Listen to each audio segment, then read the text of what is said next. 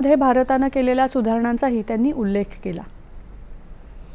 Bharat EU अर्थात युरोपीय महासंघ व्यापार आणि तंत्रज्ञान परिषद भारत युरोपीय महासंघ भागीदारी अधिक बळकट करेल असा विश्वास परराष्ट्र व्यवहार मंत्री एस जयशंकर यांनी व्यक्त केला। तिसरी भारत EU व्यापार आणि तंत्रज्ञान परिषद ब्रुसेल्स इथे काल झाली, त्यानंतर ते प्रसार माध्यमांशी बोलत होते। भारत आणि EU मधील परस्पर विश्वासाचं रूपांतर व्यापार आणि तंत्रज्ञान क्षेत्रात सहकार्य अधिक वृद्धिंगत करण्यामध्ये व्हावं यासाठी दोन्ही बाजू काम करत असल्याचं त्यांनी सांगितलं। भारत आणि EU होरायझन युरोप कार्यक्रमांतर्गत भारताच्या सहभागासाठी वाटाघाटी सुरू करतील अशी घोषणा त्यांनी यावेळी केली।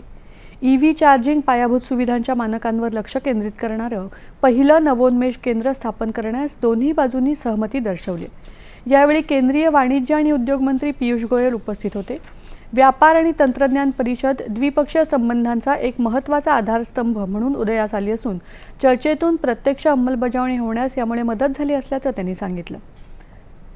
परराष्ट्र व्यवहार मंत्री एस जयशंकर त्यापूर्वी काल बेल्जियमची राजधानी ब्रुसेल्स इथे भारत बेल्जियम धोरणात्मक संवाद बैठकीत सहभागी झाले।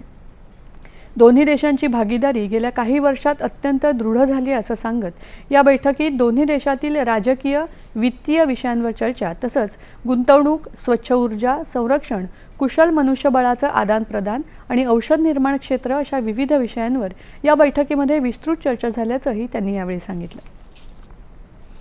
रेल्वे तिकीट आरक्षण अधिक